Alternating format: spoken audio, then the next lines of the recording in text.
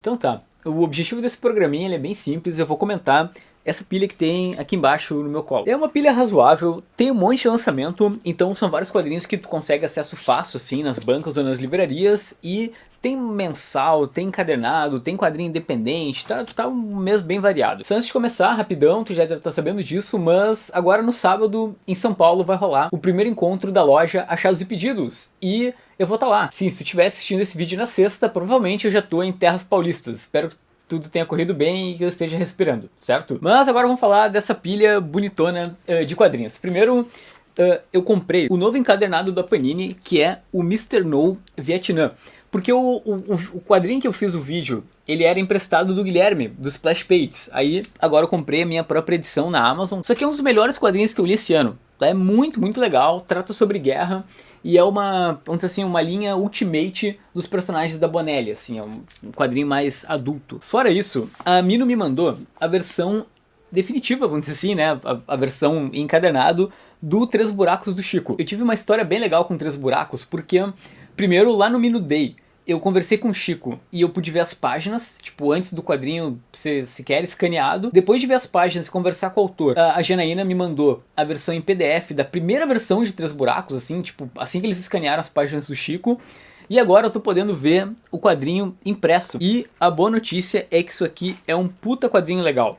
Então tenta dar uma lida assim que tu puder, sabe? Tipo, é um faroeste de terror brasileiro. O Chico é um monstro, eu sou muito fã dele, sendo que eu acho que ele vai pra uma vibe completamente diferente do quadrinho nacional padrão, sabe? Ele criou algo muito legal aqui no Três Buracos. Tá, agora vamos falar do quadrinho mais emocionante que eu li esse mês, que é Os Últimos Dias do Xerife, do Thiago Ossos Tortos. Cara, tá, momento Vini contando sua vida pessoal. Eu não tenho pai. Desde 2014, no caso meu pai teve um problema bem sério nas artérias, então eu passei por uma experiência bem tensa com ele. Ele teve que sofrer várias cirurgias, numa cirurgia ele acabou voltando, por exemplo, sem uma perna, e as coisas foram evoluindo até que ele não resistiu e acabou, né, falecendo na última cirurgia. Não tô falando isso pra tu sentir pena de mim ou qualquer coisa assim.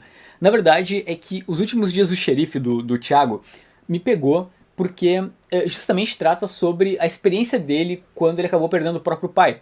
Porque o pai dele era fã de faroeste, então por isso o quadrinho se chama Os Últimos Dias do Xerife. E foi uma HQ que me pegou primeiro porque eu tomei um susto, sabe? Não é um quadrinho sobre faroeste. Então ele meio que me enganou e foi uma surpresa muito legal, assim, de ler. Tem muito cara de quadrinho de relação pai com filho, sabe? Ele tentando se aproximar do próprio pai, depois que ele se afastou. Tem muito sobre as expectativas que os nossos pais colocam na gente. Por exemplo, o meu pai, ele queria que eu fosse militar, e então ele não gostou quando eu fui pro lado de ser professor. Ao mesmo tempo, o Thiago, ele faz quadrinhos, e não era algo que o pai dele esperava dele. Foi um quadrinho que eu realmente gostei muito. Se eu tivesse pego ele na CCXP do ano passado, ele entraria nos meus melhores do ano, assim. Ele é muito, muito bom. E o novo projeto do Thiago, ele tá no Catarse. Desculpa, eu não sei pronunciar, então tá aqui a capa, certo? É só tu clicar e dar uma olhada, eu vou deixar o link aqui embaixo. E tenta ler Os Últimos Dias do Xerife. Eu acho que com certeza vai te emocionar. Beleza, agora vamos falar da Liga da Justiça do Scott Snyder. Sim, eu e a minha relação de amor e ódio com o Snyder, agora eu parei minha vida para ler as 4 primeiras edições da Liga da Justiça. No caso eu não li as outras que saíram pela Panini porque elas são um arco, então eu tô esperando sair mais uma edição, aí eu leio tudo. O Snyder, ele pega o leitor já de começo nessa Liga da Justiça pela nostalgia, porque, como vocês podem ver pela capa, os membros aqui são os mesmos lá do desenho clássico da série animada. Então tu tem tipo o Caçador de Marte, tem o Lanterna Verde de John Stewart. Na trama a gente tem uma consequência da saga Metal da DC.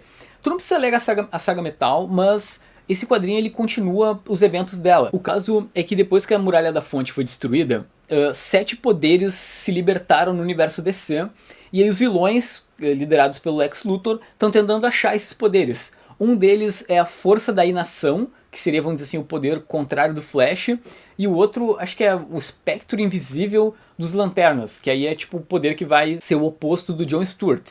É bem aquela coisa meio boba, assim, de história de super-herói, né? Tipo, tem um poder que é o contra cada um dos heróis, eles são 7 poderes. Mas sendo sincero, é divertido, sabe? Eu gostei, não é nada, nossa, fantástico, melhor série da Liga dos últimos tempos, mas é melhor que a do Brian Hitch, no mínimo. E eu me diverti principalmente porque os desenhos são muito bons, e por mais que o Snyder seja muito verborrágico, né, ele tem muito texto por página, o texto dele tem qualidade. Assim, é um gibi mais divertido, né, então tem tipo os vilões bem caricatos, né, o Lex Luthor agora ele voltou a ser um vilão do universo DC. No caso, a minha crítica que eu tenho pra fazer pro Snyder é que ele é um escritor muito, mas muito safado.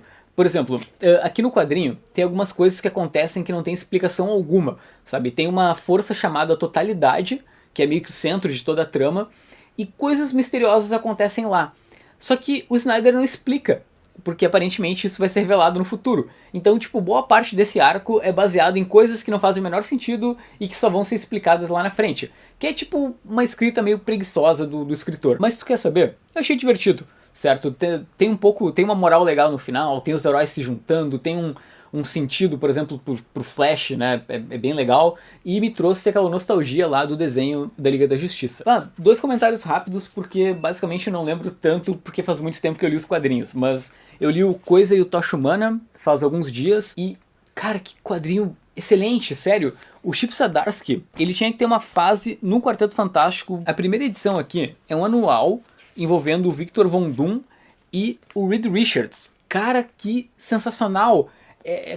Ele consegue trazer emoção pro quadrinho de super-herói, que geralmente é um quadrinho só de ação. Isso aqui é infinitamente melhor que o Quarteto Fantástico, agora que a Panini está publicando nas bancas. São só 2 volumes e o gibi se chama Coisa e Tocha Humana. Fora isso, eu também li o quadrinho da Fefe Torquato, que é o Estranhos. Eu comprei na CCXP do ano passado. Aí, como ela estava publicando a Tina, agora, acho que mês passado, eu li o Estranhos, que é um quadrinho independente dela. Cara, é muito divertido, sabe? São, acho que uns 7, 6 capítulos que mostra um prédio. Cada capítulo é dedicado a um apartamento. E aí é legal porque tu vai meio que conhecendo a vida das pessoas com base em como elas planejam seus apartamentos. E é muito criativo, sabe? Eu também li o 6º volume da nova série do Dylan Dog, da Mythos, que tem essa capa bem legal. E essa história, ela é uma história mais de espírito, dá pra dizer assim. Um garoto, ele se joga de uma janela, né? Ele basicamente comete suicídio. E a mãe, no outro dia, começa a receber SMS do garoto. Aí ela vai no Dylan Dog, lógico, né, pra ver o que tá acontecendo, porque a princípio pode ser uma sacanagem ou pode ser o espírito do filho dela. E aí a trama vai se desenrolando com o Dylan justamente averiguando esse mistério. Foi ok, assim, sabe? Não, acho que é um dos primeiros quadrinhos do Dylan Dog que eu leio e digo, tá, legal.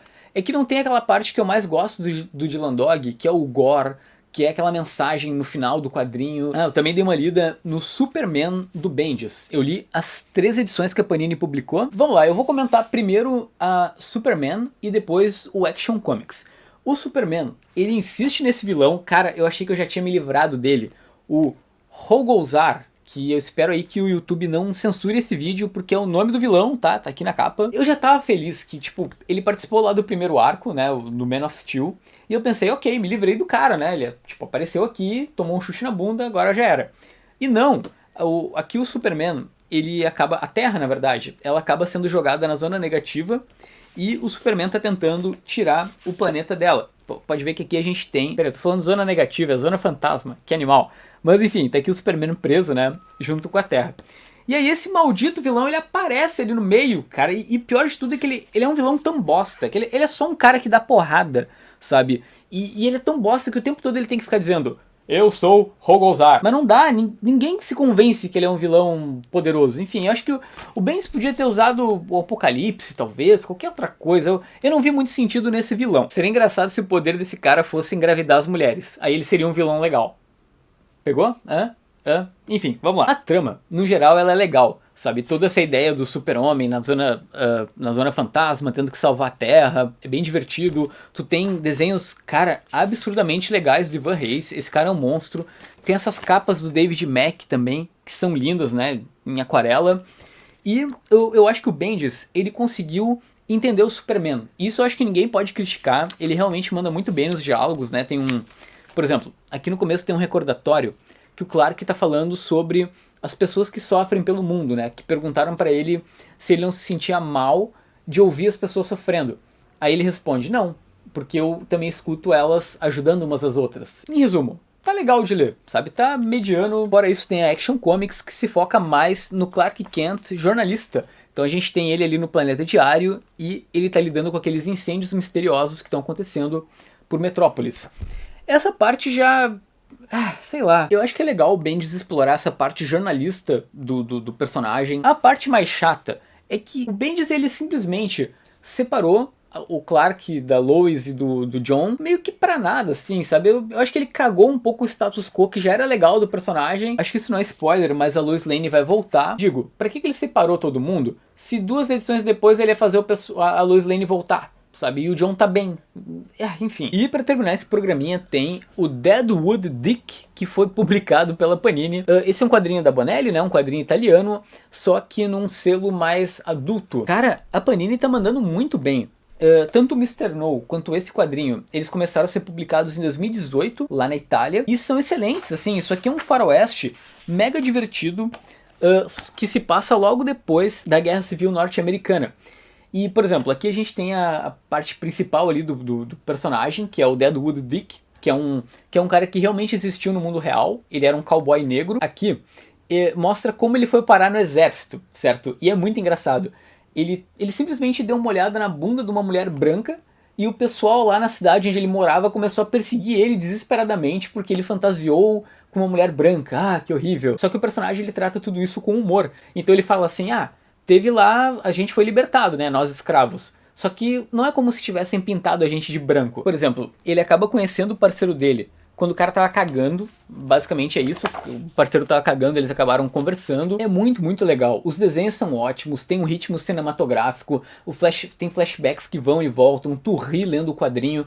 Sério, a Panini publicou um baita de um gibi, são 3 volumes esse ano, que já foram prometidos pela Panini Comics. É uma HQ mais violenta de faroeste, tem índio, tiro, cavalo.